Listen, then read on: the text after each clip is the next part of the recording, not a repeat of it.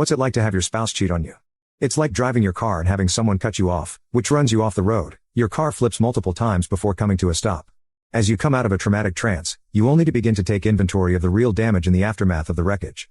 My wife had been cold for months. We were in our 4th year of marriage, but each successive year seemed to be an unraveling of our love into something that I could no longer recognize. While we were dating, my ex was the best girlfriend I ever had. She saw me through an estrangement from my brother, my mother, the loss of a job, and even helped me financially while I was unemployed, just to name a few. It was then that I was convinced that a woman who saw me endure such adversity should only expect to reap the benefits of my success and accomplishments. I never had a fleeting question or doubt about marrying her. Even more so, I prayed that God would only give me eyes for her, so I wouldn't be tempted by other women to cheat on her and mess up my blessing. It was the only relationship where I was in love with her as much as she was in love with me. Anybody who's ever had a relationship like this knows you may only get 1 or 2 of them in a lifetime. Fast forward 4 years, and she treats me like a transient roommate in our own home. I knew she was either emotionally separated from me, or she was engaged in another relationship, because nothing bothers you anymore when you're getting your needs met elsewhere. She also dressed a lot better for work than what I'd been used to for a long time. She always dressed professional, but she put an extra 25% of effort into really looking appealing on a daily basis, which definitely raised my suspicions. Although I had my suspicions, they weren't evidence of anything other than a nadir in our emotional closeness until I got a mysterious phone call one evening. It was a woman who claimed to be the wife of the man she was seeing. My heart skipped 3 beats, yet, I felt no anxiety talking to her.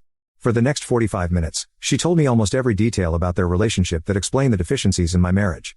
They met in college 18 years ago and developed a hot and heavy relationship. He was a newlywed, but that didn't stop them. For 10 years they were on again off again, until she finally cut ties with him. She decided to make vast wholesale changes in her life, and for the better. She committed her life to God, focused on healing, and her son, and putting behind her a relationship that was forbidden from the start.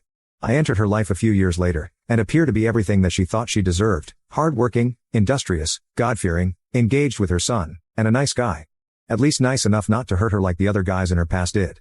I was, in retrospect, a safe business decision. As the dirtbag's wife told me of her experiences with my wife as the other woman for so many years, I immediately knew that virtually all of our marital problems were so far beyond me, that there was no way that I could ever compete with an 18-year relationship. I knew in that moment that none of our problems started with me, although I contributed my fair share of imperfection, and they couldn't possibly be addressed or resolved without a major commitment on her part. As I sat and listened on the phone, I also got a glimpse of what I didn't want to be, which was the male version of the woman on the other end of the phone. She was devoutly religious, devoted and dedicated to her family, and a fighter, who refused to give up on having a real family. These are all great qualities unless you apply them towards someone who's unwilling to change. This woman suffered for years behind this man's selfishness, arrogance, and myriad affairs with multiple women. Having that conversation allowed me to see that I didn't want to be that person. Then my wife came home, and that's when the fireworks started.